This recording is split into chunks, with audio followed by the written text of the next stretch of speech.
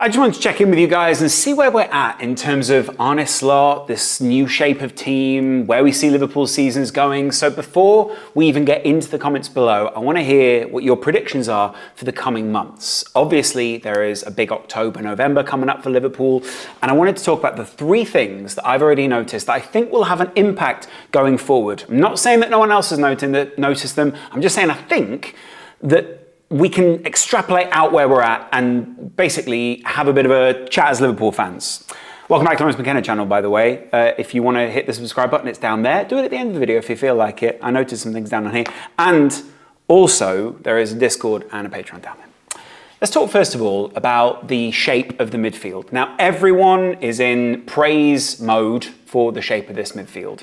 Arne Slot is obviously famous for his high intensity pressing, his tactical flexibility, and his positional fluidity as well. And I think those things all seem very obvious, especially if you watch all of the games. But I think what a lot of people, especially Gary Neville and a couple of other pundits, didn't think about was some of the profiling that Arne Slot has done of some of these players so far. And the fact that Jurgen Klopp will have profiled them in a certain way, or Pep Linders and Jurgen Klopp will have profiled them in a certain way, and Arne Slot will think of them in different capacities. Not only that, but then he'll coach them in different ways, but he'll also build off the back of what Klopp has already done. And that goes in two different ways, by the way. First of all, well, three actually. Tactical flexibility. Klopp and Pep Linders expected a lot of tactical intelligence from those players, and sometimes I actually think they didn't get the best out of those guys. They got the best out of them for the team, but maybe on an individual level and therefore maybe on a team level, there was a slight kind of yes, we're going up, and then a bit of a drop off towards the end. Not a criticism of Klopp. I think very often the sacrifice there at the end is probably worth it overall for the team. But you can see now with where Slot's at and where the team are at that there is a difference in the way they're applying themselves.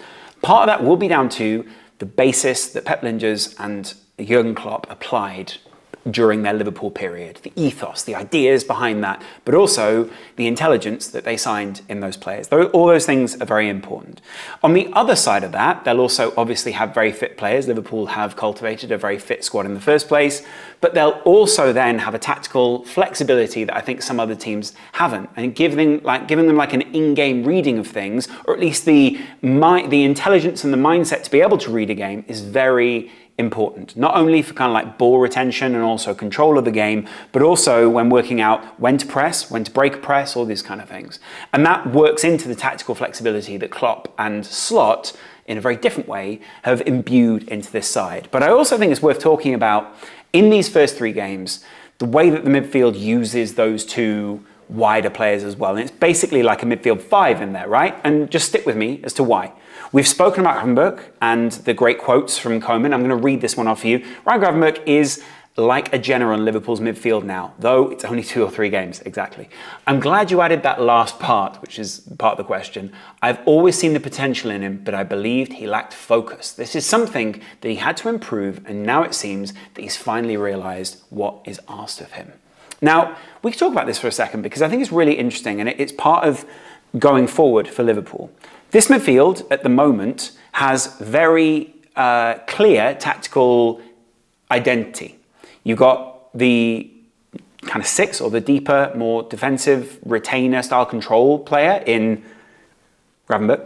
You've got the assister in that, or someone who's much more tactically intelligent and is able to move all over the place in Alexis McAllister. He kind of fills in a couple of gaps, comes in. I know he does a lot more than that. There's a whole video coming on him early next week. And then immediately ahead of that, you've got the runner in Szoboszlai, who one game was right-sided, one game was left-sided, has been a bit more central. He's very good in that like U shape and is very good in helping Liverpool win the ball back. In the last video, I identified these kind of different units that Liverpool operate in and had him floating between those two, whereas McAllister and Gravenberch seemed a lot more fixed, or at least set in those roles. That wasn't unusual in this flexibility, especially for Feyenoord. When I watch old Champions League highlights, which is roll across on Twitter, or when you look at the tactical progression of the ball, very often you could see the units that they operated in. And I think other managers, if I can see that, are also going to see that as well. And I think this is going to partly be, if we're looking well into the future, how teams look to break Liverpool down. We've seen a lot of analysis and over-analysis of Liverpool having those two drop a little bit deeper. When Van Dijk gets the ball and Manchester United's press come towards him, he breaks that wave, goes the opposite way. When they zag, he zigs, or when they zig, he zags, and he goes the other way with the ball. It goes into Gravenberch's feet, he receives it, turns very quick, and is able to drive through that central area. it wouldn't have been uncommon to see them distribute the ball out towards a sitting midfielder, say a Fabinho or a Thiago or someone like that, right, in that period under Klopp. But what's different now is obviously the assist between the double pivot, where you see why Havenberch looks so strong is because he has that double pivot rather than being the lone six that Klopp probably would have played with. But also the width with which Liverpool operate and the way that they pull the midfield of the opposition apart. Now, what I would note at this point is there are plenty of oppositions who will know what to do after the first wave of the pressing that they do, who will probably be briefed on the details by the next manager who says, right, so Liverpool are going to wait for you to come and press over here, and then they're going to wait for you to go this way, and then you're going to do that. If you then run at this guy and put pressure on him, or we trigger, it's very difficult to find a press trigger at the moment because both Liverpool centre-backs seem quite comfortable on the ball. I think that's worth talking about at some point, but there will always be a press trigger because they're always going to try and identify something in someone's game that they can try to exploit. Otherwise, why are you analysing the teams? And along with that, they'll try and exploit that. What Liverpool will then do is Szoboszlai will come over to one side, like we've seen in all the tactical analysis, and make space, make the opposition make a decision, because if they're bad at making decisions, say like Manchester United, or they haven't really been given the instructions as to what to do with that decision, then they will panic, or they won't know what to do and nothing will happen in the first place, similar to Manchester United. Or it will open up space for Trent Alexander-Arnold, or on the other side, Andy Robertson. What I mean by that is that give the two in the middle, very clear what they do. But when you look at where Trent is in that screenshot, very often he's on the far side with Salah inverted almost as a winger. So Trent's more like a very far right wing player. And Robertson isn't even on screen when Szoboszlai is running into basically the left back position. What I mean by that is, and I think what's very interesting, is obviously you can see that these guys are now acting in relation to the shape of that midfield and thinking in a more attacking mindset and allowing the two centre-backs to basically cover a very big zone. Now, I think that's what people are going to try and exploit. You'll see Man City try and exploit it with their two wider guys. Guess why they signed a load of wide guys over the summer? And you'll see Arsenal try and exploit that as well. The better teams will exploit that, or at least try their best to, and punish Liverpool. And I think that will play into something else that I'm going to talk about later.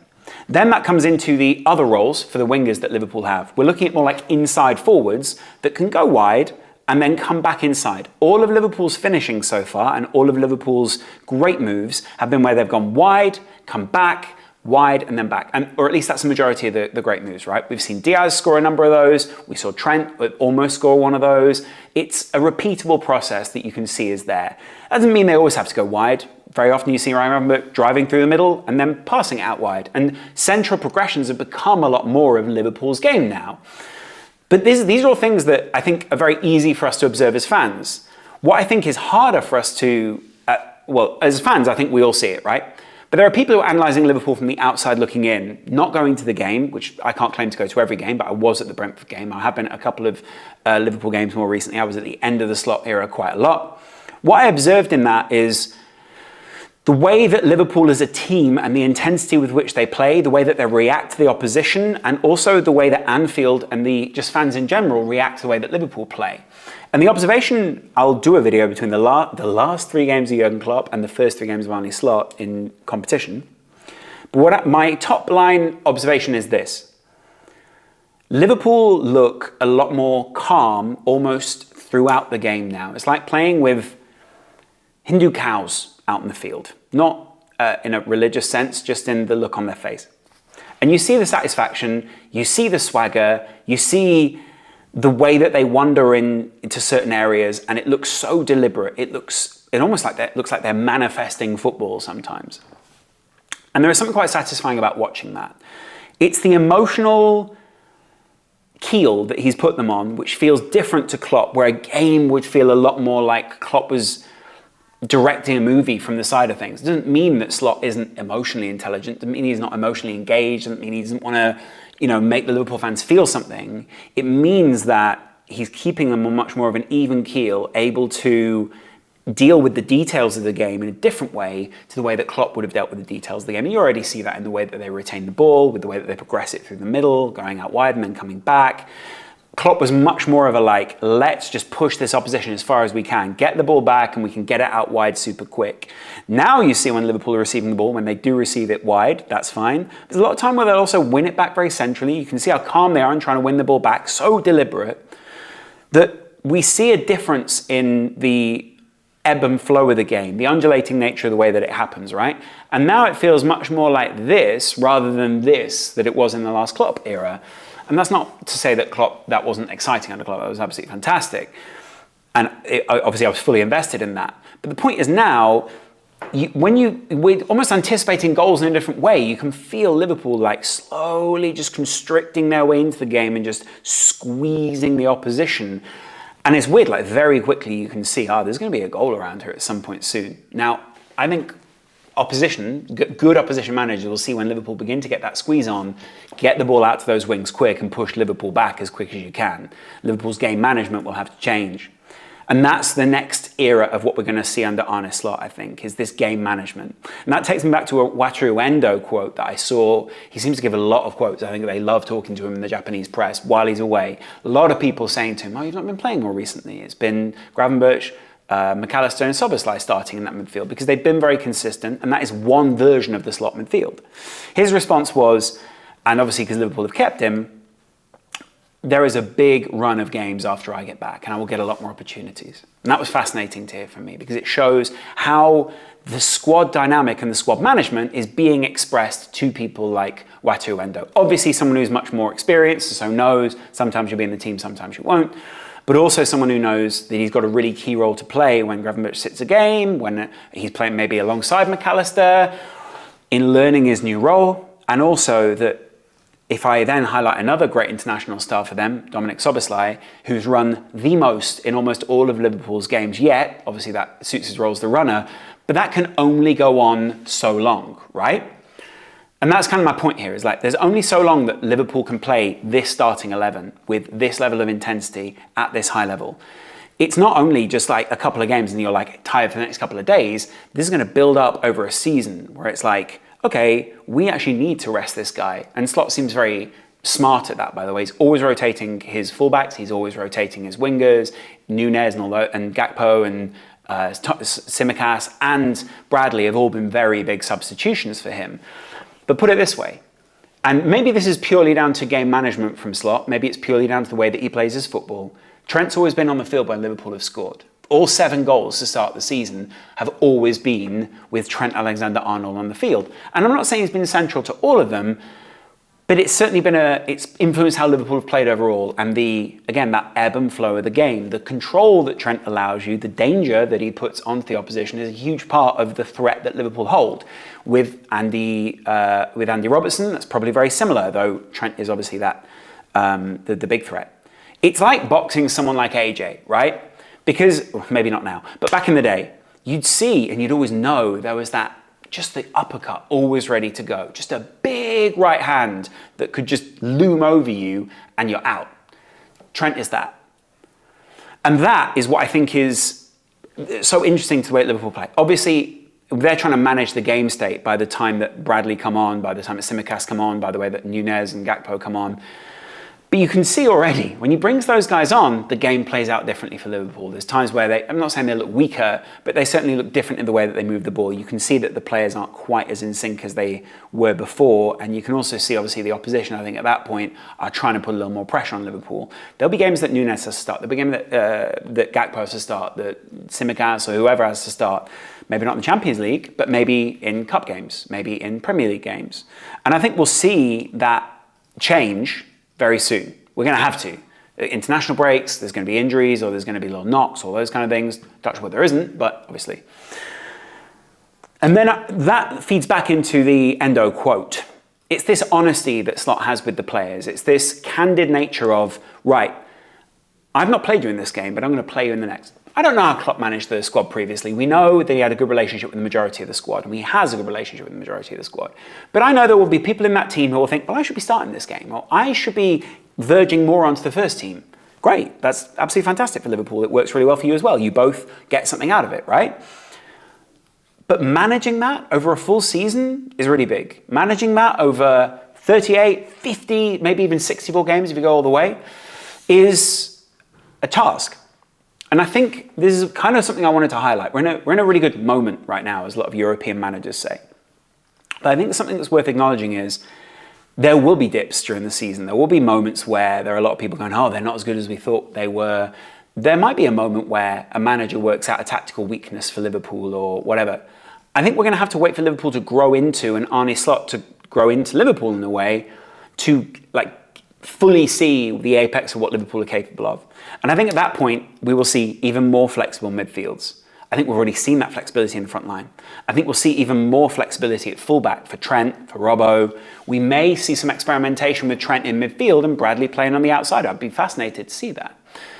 I've not seen it so far, and I don't think we're that close to it. But with Trent, as Jamie was saying to me earlier, possibly playing that right inverted fullback into midfield role that is so common under Carsley for England, I think we'll see this Liverpool team experiment a little bit more, and we'll see the tactical adaptability and fluidity that Slot wants his players to play with and encourages his players to play with.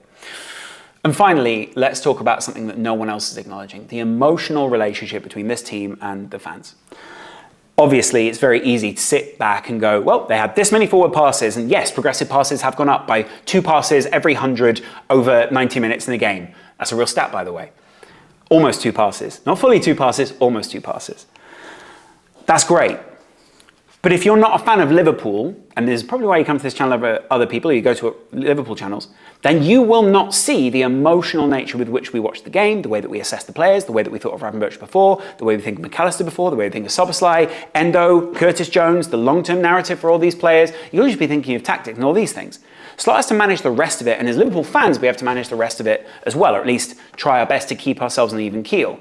The emotional connection already is being rebuilt and being built on from what the Klopp era was. And I think it's just worth us talking about that just for a second. Just acknowledge it down in the comments. How do you feel about this team?